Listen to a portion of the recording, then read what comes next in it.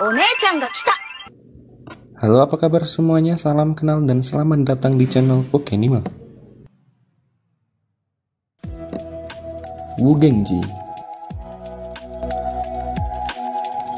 seorang utusan surga, telah tiba di Zhouge yang telah diperintah oleh dinasti Shang selama beberapa generasi.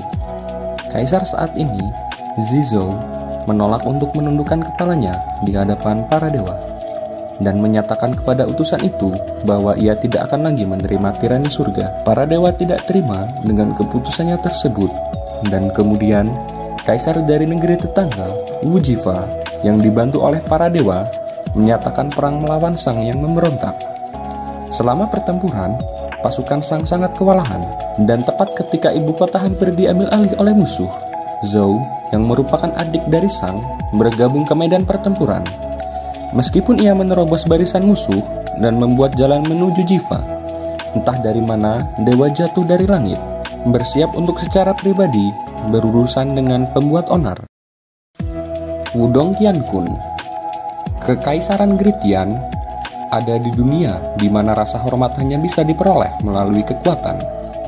Dalam Kekaisaran Han, 4 klan besar selalu berdiri di atas yang lain.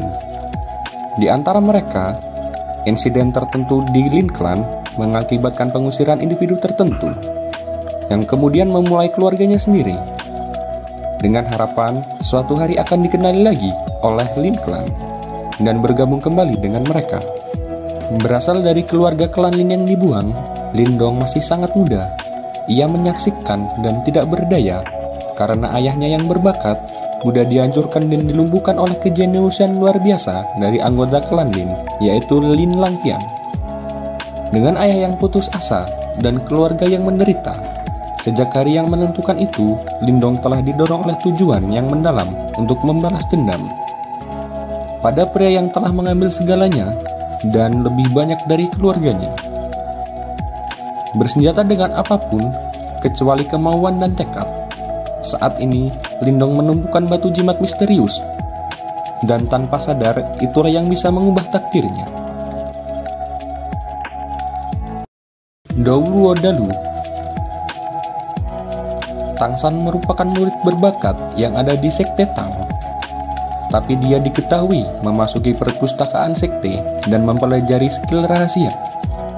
Ia pun dianggap pengkhianat oleh salah satu tetua di Tangmen, dan satu-satunya hukuman bagi para pengkhianat adalah kematian. Hal tersebut membuat Tang San menjatuhkan diri ke jurang yang disebut Devil From. Setelah kematiannya, Tang San bereinkarnasi kembali menjadi seorang bayi dan tumbuh di salah satu desa dengan nama Xiaoshan, dan di desa tersebut setiap anak yang berumur 6 tahun akan mengikuti tes untuk melihat martial soul-nya dan kekuatan jiwanya.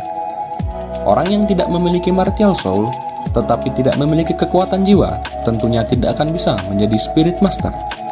Dan inilah awal permasalahan dari Xiaoshan yang memiliki martial soul berupa rubut biru perak, sebuah martial yang dianggap tidak berguna dan juga lemah, sehingga membuat dia tidak memiliki kesempatan untuk menjadi spirit master.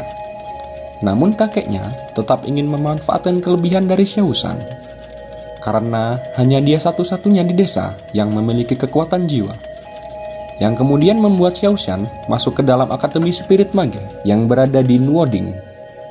Modao Zuxi, sebagai seorang Grandmaster yang mendirikan Sekte Setan, Wei Wuxian menjelajahi dunia dengan cara licik dan dibenci semua orang karena kekacauan yang ia ciptakan. Pada akhirnya, dia ditusuk dari belakang oleh Sidi tersayangnya dan dibunuh oleh klan kuat yang dikombinasikan untuk mengalahkannya. Dia bereinkarnasi ke dalam tubuh orang gila yang ditinggalkan oleh klannya dan kemudian dengan enggan dibawa oleh seorang kultivator terkenal di antara klan Lan Mangji, musuh bebuyutannya.